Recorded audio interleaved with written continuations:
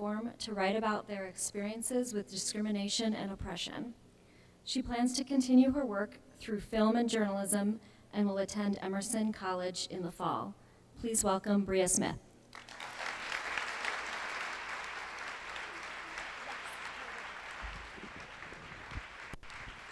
Hi.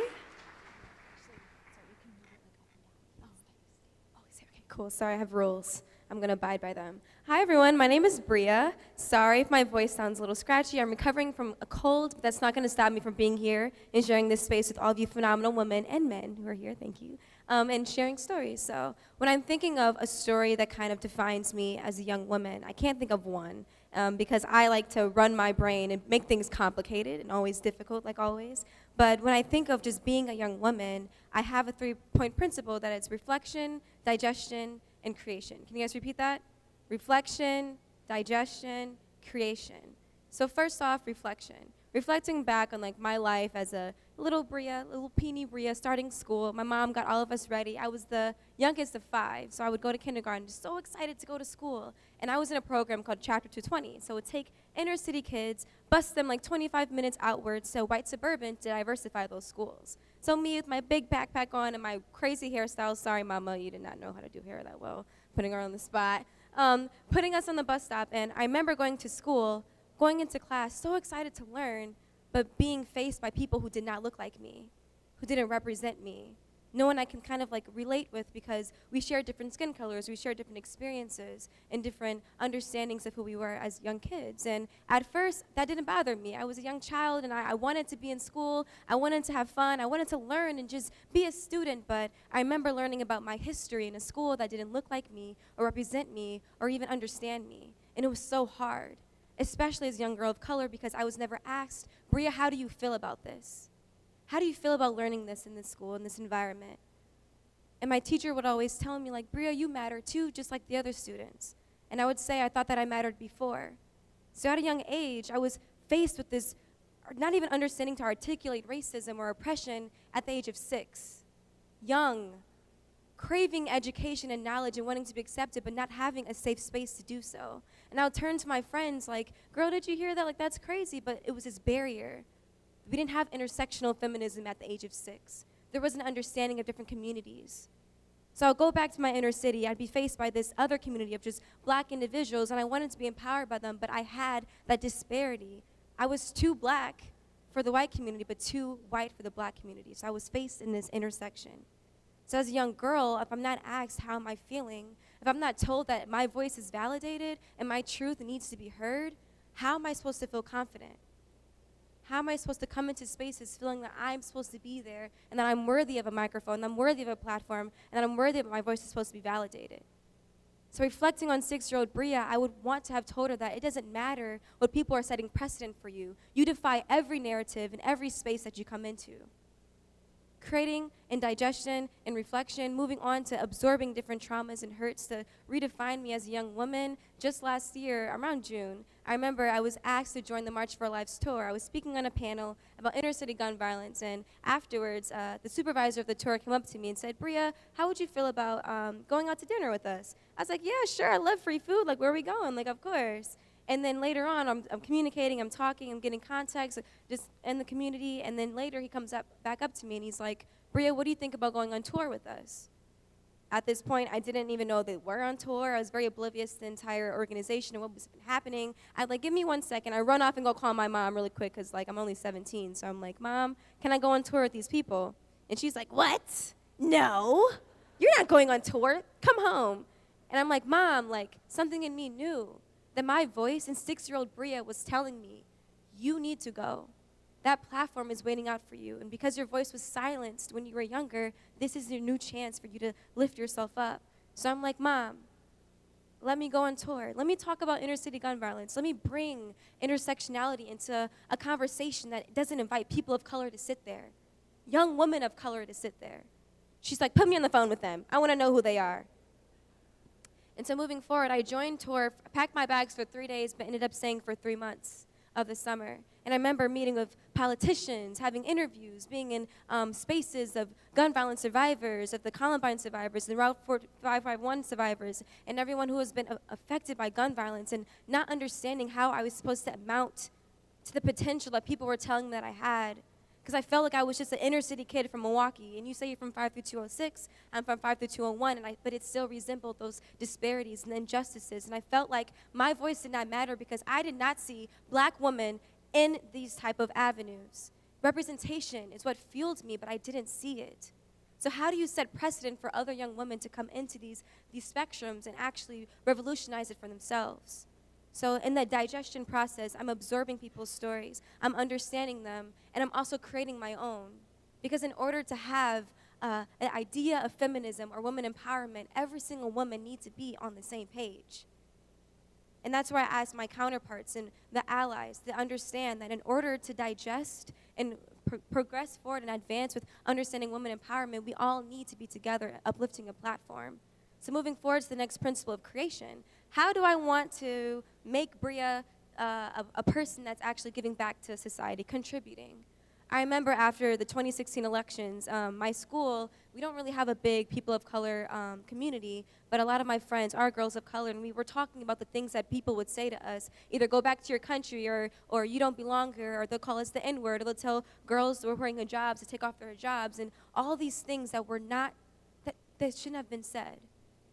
And these girls that I was talking to, they were too afraid to use their voice because there was a huge community telling them to be silent. But how do we tell these young girls who are afraid to use their voice that they are validated as well? So I went to the internet. I tried to find different places for me to create a blog for girls who felt like they couldn't be a part of the conversation because they weren't asked to. So I created honeyforyourtea.com. The tea resembled your bitter truth as a young girl. My truth, growing up in a white suburban, not feeling like I'm validated, and my truth was always silenced, and how that defined me as an individual. But your tea is your self-love, and how you're able to just put a little self-love and sweetness in your tea. It's still tea, your truth is there, but how are you able to drink it and accept it and move forward and share it with other people?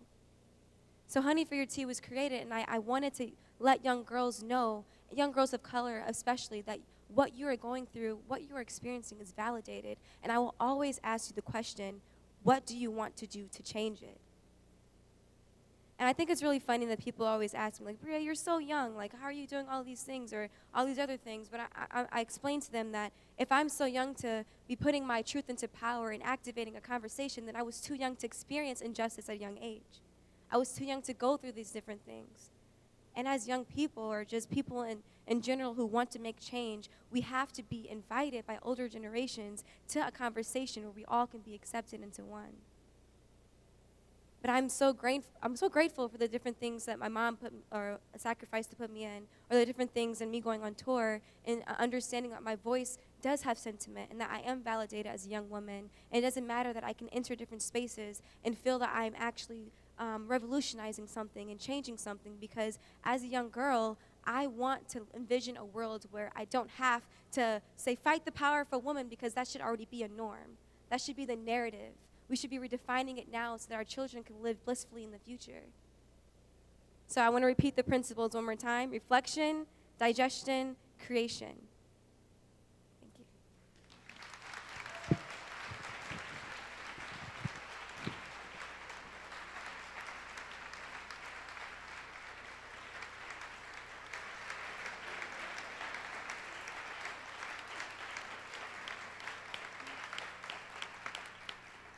Waukesha County, raising $56 million during her first fundraising campaign last year. Previously, she was president and CEO of MetaHouse, a Milwaukee-based nonprofit whose mission is to end generational cycles of addiction by healing women and strengthening families. She was also previously a partner at the law firm Reinert Borner Van Duren. Please welcome Amy Lindner.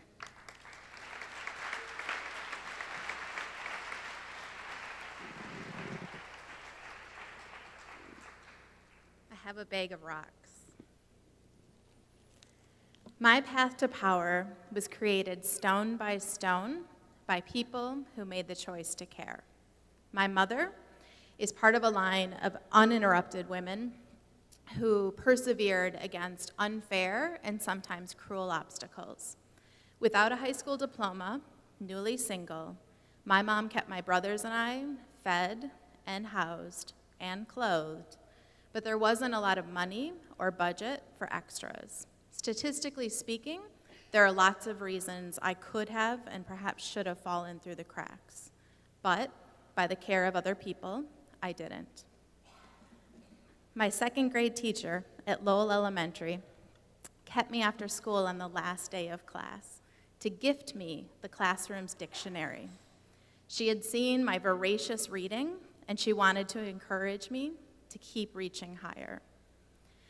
My mom barely had money to put my little brothers into daycare, so even though I was just 9, it was my responsibility to go home after school and to take care of myself.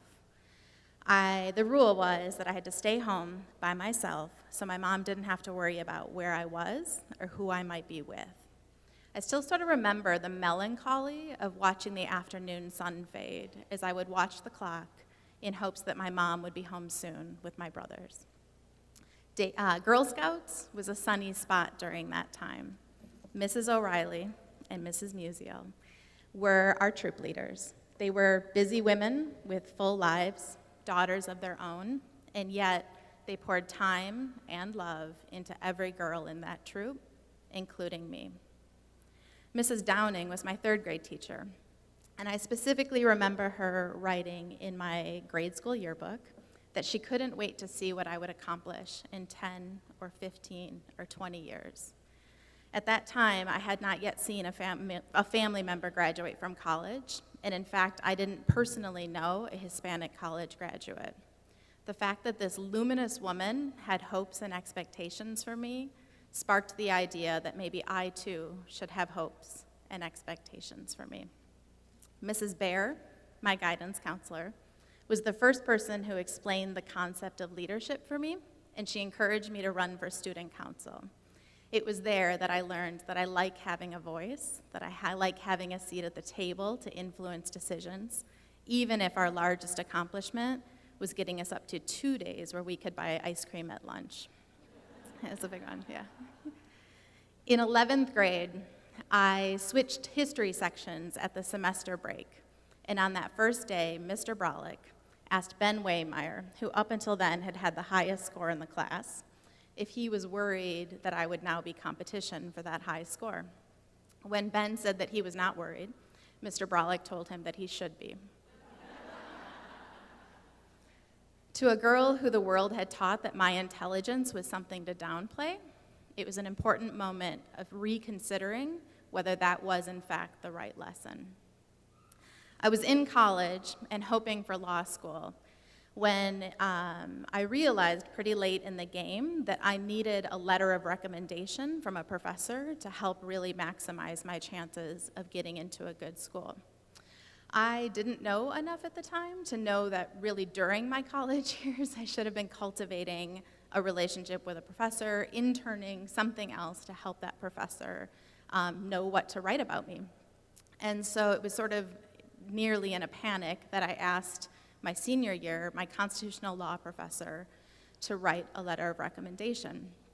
He was really nice in sort of saying, I don't really know you. I didn't know that the TAs had been reading all of my work up until that time, but I think he saw the panic on my face and he told me he would consider it. Not only did he write the letter that helped me get into Notre Dame Law School, but he also took just a few extra precious minutes and left me a voicemail on a real-life answering machine. That was a machine that had a tape in your place. I'll tell you later. And on that message, he said that my final essay had been the best essay he had ever read from an undergrad. And I don't say that to brag, although, you know. I say it because at the time he left the message, I hadn't yet applied. My own fears about my own capability had prevented me from just doing it, just applying. And The fact he took that 2 extra minutes, 3 extra minutes to leave me that voicemail may have in fact changed the whole trajectory of my life. When I finally did make it to that law firm, it was a pretty overwhelming experience. I liken it to sort of going to a foreign country, although at the time I had never been to a foreign country. The norms, the customs, the language, so much of it was so different than I had ever experienced.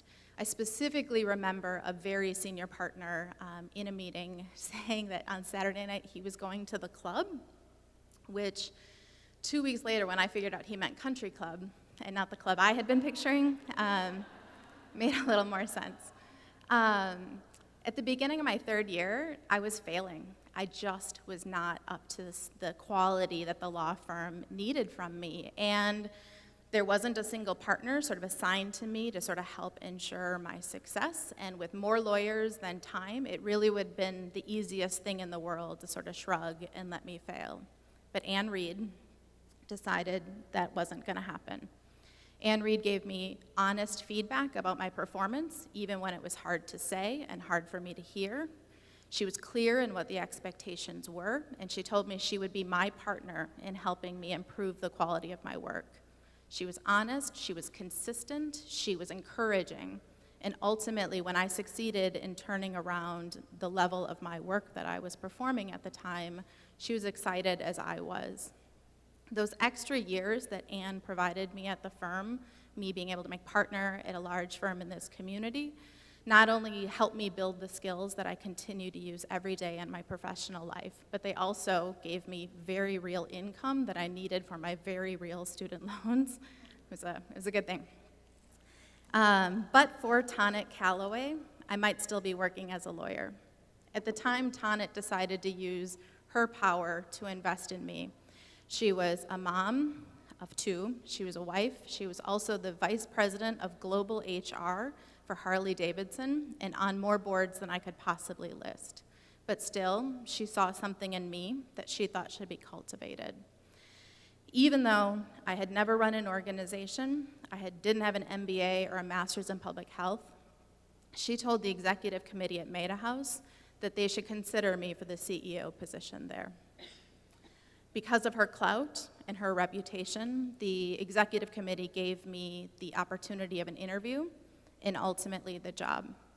I have no doubt that I would be living a perfectly fine life were I still practicing law, but I don't believe I would be living my purpose in the same way I get to live today because Tonnet Calloway decided to invest her power in me. I hate how incomplete this list is. I could talk about Mary Lou Young and her mentorship and generosity for an hour, and I haven't even gotten to talk about my incredible family. But I did want to carve out just 30 seconds to reflect for a second on sort of what a remarkable thing it is that we all have the ability to empower others. Power is funny in that if you have power, you can share it and you can give it, but you don't actually need power to be able to give power. Every time you encourage somebody to accomplish something they haven't and something you haven't, you are gifting power.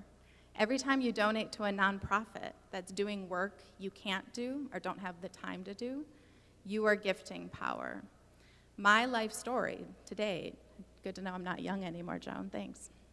My life story to date is possible only because so many people spent years or months or maybe even minutes to gift me power. And I hope you'll all join me in the solemn promise to pay that gift forward. Thank you.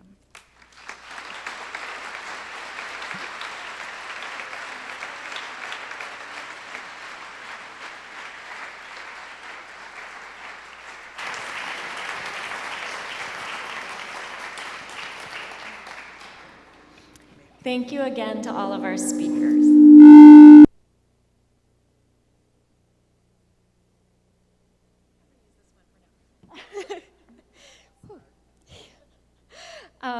So we have if you look at the center aisle, we have a microphone there, and we're going to open this up to questions. Please, if you have a question, please line up, and we will try to get to everybody if we can. While everyone lines up, I'm going to get in a quick question. I'm curious if any of you would be willing to talk about an experience that you've had in your life that you hope the next generation of women doesn't have to go through.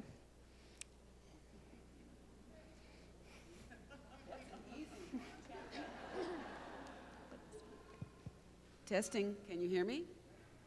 Can you hear me in the back? So an experience that one of us went through that we would hope that was the last time anyone would have to go through.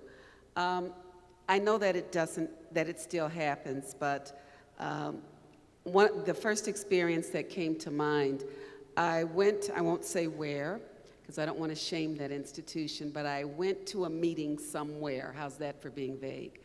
I went to a meeting somewhere, and I brought my admin with me. I think you know where this is going. So my admin and I walk in the room. I had not met the individuals that I was meeting. I was looking forward to having a discussion about a project that we were going to work on together. We had spoken over the phone, and this was a while back, so there was no Zoom, no Skype, so there was obviously no opportunity to actually see each other face to face. And I walk into the boardroom, predominantly all male, all white males. I walk in, my admin has my, what were those things that everyone loved, those planners, the Franklin Planner, okay? The Franklin Plan. We're still planning with those things, right? The Franklin Planner. So he turns to hand me the planner. The person walks up to me from the organization that the corporation that I was getting ready to speak to, bypasses me and sticks their hand out to the admin and says, "Dr. Prince, it's a pleasure to meet you." So I still have great people, but that individual is actually gone, but he took care of that for me. I didn't have to say a word.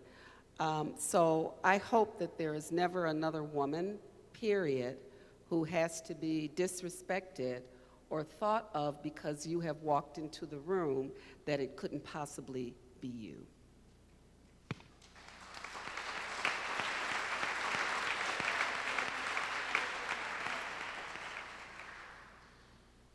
Go ahead with your Hello? question. Oh, that's loud. Hi, my name is Rebecca. I have two things. So I have a statement. I work for Girls Inc. It's a national nonprofit inspiring girls to be strong, smart, and bold. You should all look it up. And second, my question, I'm actually moving to DC. I got accepted to American University for grad school. I'm going to be focusing on policy. I hope to go to DC and learn if I want to run for Congress. And so I have do you have any advice? And also specifically, Mary, you talked about others encouraging you to run for office. And so I'd really like to have some advice, please. Just do it. No, I'm serious. It was the hardest thing I've ever done in my life. I got dragged through the mud, the stuff that's out on the internet that'll be there forever. Some of it is pretty nasty. And I was way outside my comfort zone, and yet it's the best thing that ever happened to me. But get in it to win. Just not, I'm going to run. Get in it to win and make sure you have the support team and do all the things. There's great programs out there that are helping, especially train women to run for office. And, there is, we call it our comfort zone. I call it a cage. And it's outside of that cage that the door opens to a world of possibilities. And for women, I think there's a lot that we feel, a lot of boxes we have to check to be ready to do things. Have we had enough training? Do we have enough support? And we keep going on and on and on.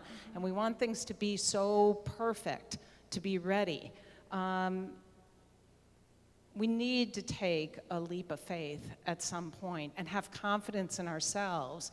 And it's taken me a long time in my life to learn it, but I really truly believe that failure is a sign of courage, and that there's only lessons to be learned, and whether you succeed or not isn't the most important thing.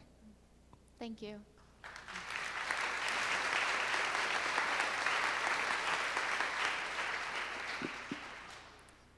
Hi, my name is Emily Segrist, and Mary Burke, I just want to tell you that your story was really empowering. I ran for state assembly last cycle, and you donated to my campaign, so I just wanted to say thank you for your support. And I did emerge. One of my sisters is here. She ran as well, and she won. I did not. But, you know, I really just did it because I was really frustrated with how things were going. I have 2 kids. I have a 5-year-old and a 2-year-old.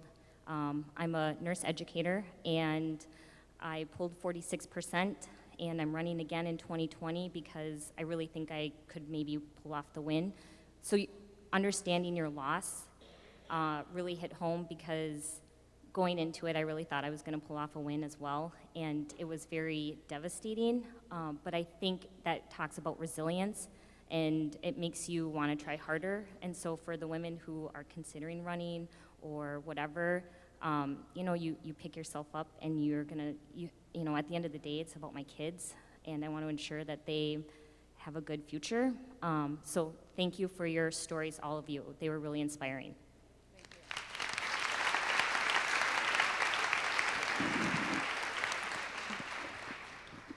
Hello, ladies. You guys did an amazing job. I'm very inspired. I actually was just at an event, something similar to this. The former lieutenant governor, she just did an event in Waukesha. I actually had the honor to sit at the same table as her, and her story was incredible.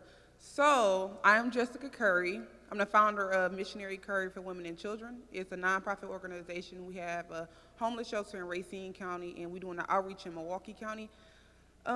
My question is, how do you stay motivated, and where do you find like that support group of women in this field? Because my friends that's my age, if you can guess my age, I'm kind of young a little bit, but but like, how do you find that group of people that you had when you was trying to be something great? I get motivated every day by the incredible people I work with. And if you don't have a group like that, go find them. I was so lucky to work with incredible journalists like Mary, like Nancy, like a lot of people in this room, and they made it easy for me to come to work every day, to be inspired, and to continue doing great work. So I think wherever your team is, they may be where you work, or they may be where you live, or they may be in an extracurricular activity you're involved in, they may be in a nonprofit. Make sure you find them, because they will be the best motivation you need, and they will inspire you to go on and do great things. I wanted to just jump on to add that. So, you know, when I started at the law firm, I met a lot of people who right away had business because their dad owned a business and they could give them work, or because their uncle knew somebody, and I didn't have those connections. And so really starting from, I had a family who loved me, which is awesome, but I didn't have those connections. And so when I just started looking around the community, and if I would see somebody who I thought was awesome, I would just figure out how to like add them to my world. I would just introduce myself. I would go to something if I saw them speaking. I would ask if they would have coffee with me. I would just like, I hope not be a pest, but just like stay at it. And I'm astounded at the generosity of people who will, if they recognize sort of that shared passion that, you know, we can see all the way across the auditorium, and you will just join in. And sort of as I started accumulating that network and those friends, what I realized is I really wanted to surround myself with positivity, which is not the same thing as surrounding myself with people who weren't going to tell me the truth, because my friends will tell me the truth, and I need that, and I love that. But my core group of people are people who believe that we have the power to make the world a better place. And we have so little precious free time. I want my free time to be with people who sort of share those core values. And, you know, not that I wish bad for anybody else, I just don't go out of my way to spend a ton of time with folks who aren't on that same energy and on that same page. So I would just encourage you to keep at it.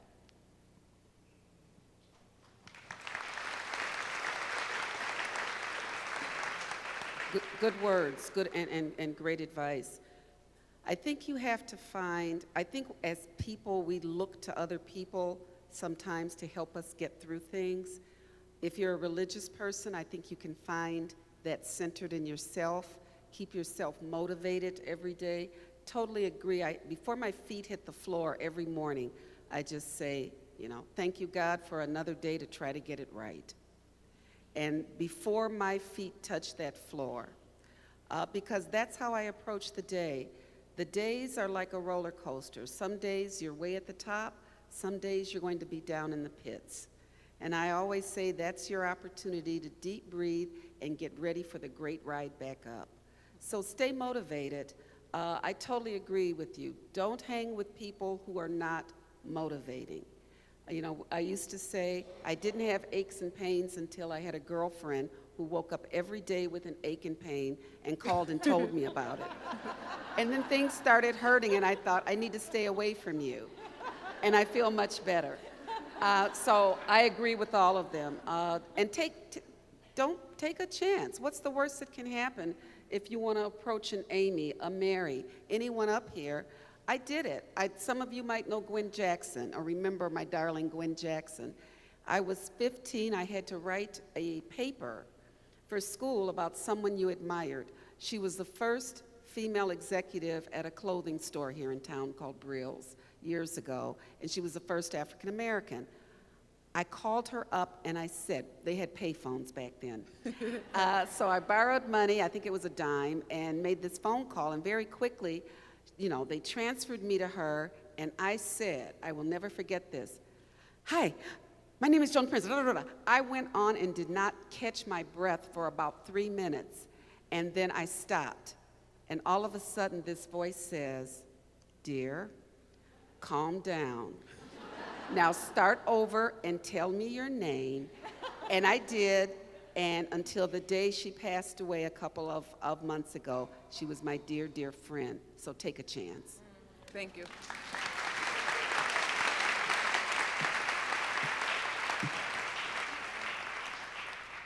Hi, I'm Elizabeth Brenner. I graduated from UW Whitewater. Back when I was young, at school, college age, I had been in the student government, and I really enjoyed it. I have been like the hall wing representative, the hall representative, and in the representatives. And then more recently, when I went back to Whitewater, I was on an advisory board, but it really didn't amount to much of anything because as the head of the advisory board said, you know what, your vote really doesn't matter. We just want you to participate in these meetings. I also went to a meeting. It was to do with the street I live on. And after this meeting where I persuaded the engineer, Waukesha City engineer, and everybody else that was there to help with the water problem that some of our neighbors had. Anyways, the older woman said, you know, you should run for office. But the thing is, I don't have the finances for that, and I'm wondering where, you know, how to get that support. Sure, I can persuade and all that, but nobody, you know, I'm not known other than the aldermen and the engineers and all that. So I think I should run, but I don't know how to start.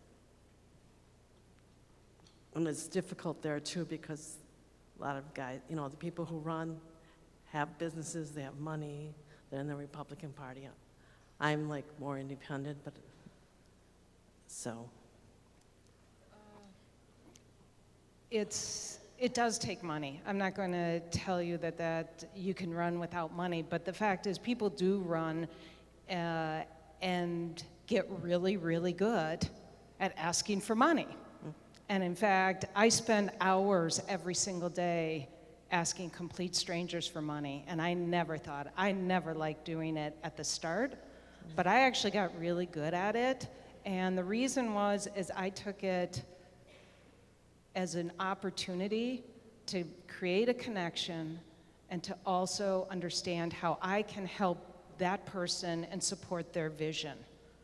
So it's not easy to do, but once if you approach it in an authentic way, running for office these days, everyone has to ask for money. And so that's, so I would say, don't let that stand in your way, and just recognize that that's pretty much a part of it. And I know I'm looking for the women who ran in this. How did you ask for money? Oh, yeah. How did you get it? Tell your story. I have another thing. You know, the fear of people that you're running against are going to bring in dirty laundry. And, you know, how do you combat that? Oh, is he saying no more time? He was telling me that we're running out of time, but Okay. Can we get in one or two more questions? Okay. Sorry. Sorry, go ahead. And, you know, as Mary, as you ran, you know, how did you combat the negativity of someone you're running against? You know, that's a fear of mine too, is that they're going to find some skeleton and bring it up and embarrass my family. Yeah. Or, you know. I don't know if there's a great answer, or maybe I don't have a great answer to that. It's just, if you're passionate about what you believe in and why you would make a great public official, what you have to bring with it, you just have to get used to being able to tell your story and what you believe in and why you can make a difference with being elected. And that's what, you have to be able to connect with people. And the more you do it, the better you get at it. And if you focus on yourself and what you can do to bring to that office, I think you'll be successful. Okay, thank you.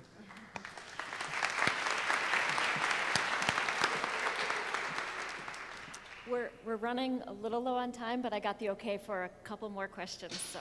Okay, I'll be quick. My name is Sarah Rand. I'm trying to pretend like Mary Burke and stand here exuding confidence when actually I'm really shaking, not because I have a fear of speaking, but because I want to speak to something I'm extremely passionate about. Anniversaries are significant, and celebrating women's suffrage is huge. But that was American white women. It took more than a decade for our sisters of color to have any voice. And I look at our current situation and I feel like we're losing that voice. We're losing the voice of so many people in America who have so much to say and so much to give. And so I'm simply up here making a statement. It's not all about white women. So I ask everyone in this room to please open your eyes and see what's going on. Support candidates of color. Support your sisters of color. And thank you.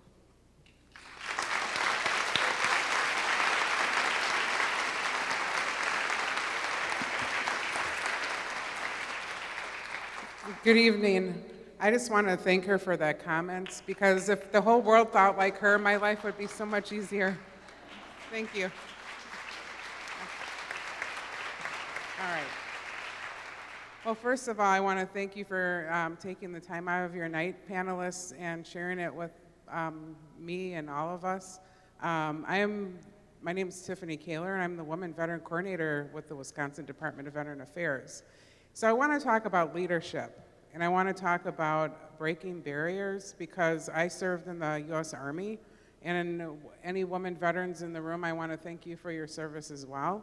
But in your respective areas, whether you were in law firms, universities, boardrooms, wherever, can you just talk about breaking barriers and how you maneuvered through a male-dominated situation or system? What did you do? I know, Joan, you talked a little bit about that, but how do you, there's a good movie that came out called Hidden Figures, how many men take credit for our work. How do you overcome that all the time in many situations? So thank you. Very quickly, and I'll pass it down. The one thing that you have to learn, the first time that a male colleague took credit for my work was the last time it ever happened to me. The last. You have a voice. You have to speak up and use your voice. My suggestion to you would be, as my mother used to say, don't tell all your business until you're ready to execute. So first of all, the first time they heard it from me was when I was prepared to execute it. The second time was if they said what I had already said, then I would repeat, well, what I said, which you did not quite state what I had just said first, let me say it again for you. So grab your own voice back when it happens to you.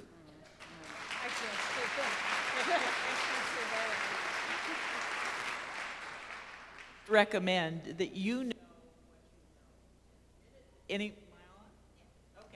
you know what you know, and the minute anyone else tries to take credit for what you know, you find a way to very politely confront them, identify what they've done, and let them know, like Joan said, it's the last time it's going to happen. Take responsibility for who you are, what you know, and what you do, and make sure that you get credit for it in who matters.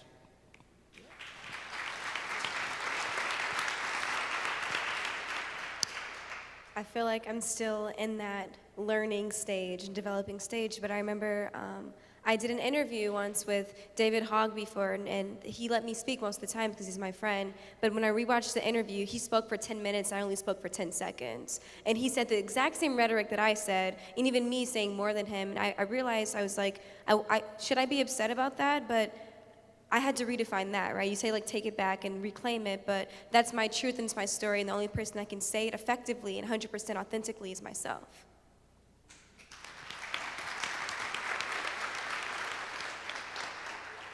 I would also add to find your allies. There were women that worked in the Obama administration who got in the habit of when a woman would say something in a meeting, they would make sure to elevate what that woman already had said. So as Betsy said, I wanted to make sure we were thinking about X, Y, Z, and to just keep supporting each other.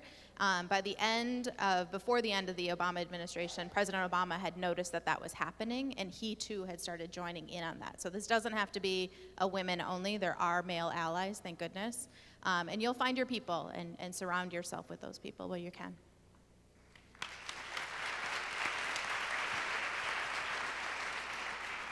I think we've got time for one more. All right, I have a pretty short question. I'm Rose. So my question is, Dr. Prince, you touched on this shortly, but I have a question for the whole panel, and that is, what keeps you motivated to keep up the fight and to raise your voice, and when you feel like there can be so many setbacks? I would say young women like you. Believe it or not, we were all very young once. And I remember being that 6-year-old and that 7-year-old and that 8-year-old and that 9-year-old and that teenager that didn't always have confidence and had obstacles. All of us will face obstacles in our lives for different reasons, but we will all face them. And what keeps me motivated is simply knowing that there's you are there, you are there, you are there. Those that are younger than I am doesn't make me smarter. I've just walked your path already. And it keeps me motivated to know that as long as I have breath, it's my job, it's my responsibility to give back, to reach forward, to do whatever I can do, because I'll repeat it again. What I always say to a young woman or someone who comes to me for advice is, I am simply keeping this seat warm for you. This is your seat. that's what keeps me motivated.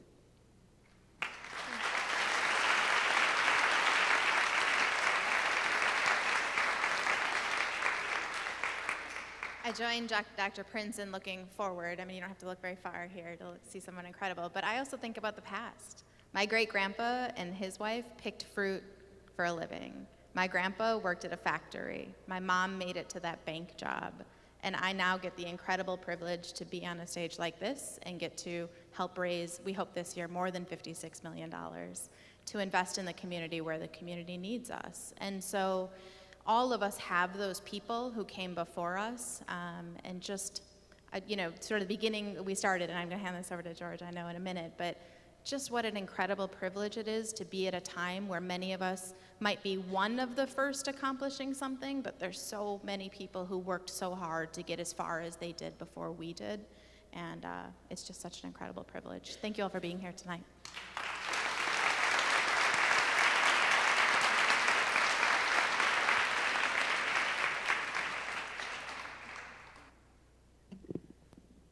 Okay, this concludes our program for the evening. I don't know about you, but I'm pretty inspired. A big thank you to all the speakers, to our sponsors, Mount Mary University, and of course the Milwaukee Journal. Remember to look under your chairs if you didn't, and please do fill out our survey. It'll just take you a minute. And now, here to give some parting remarks is George Stanley, editor of the Milwaukee Journal Sentinel.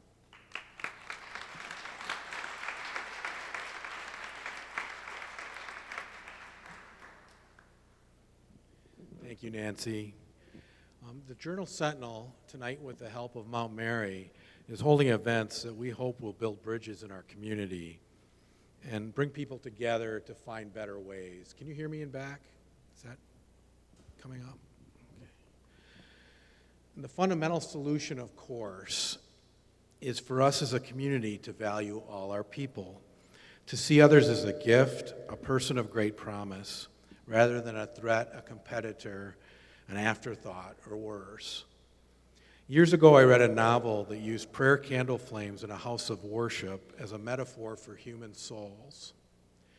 When you watch that dancing flame, that unique fire of spirit within, you stop paying attention to the shape, the color, the size of the container holding it. As Joan and Betsy said tonight, we're stewards while we're here, keepers of that fire.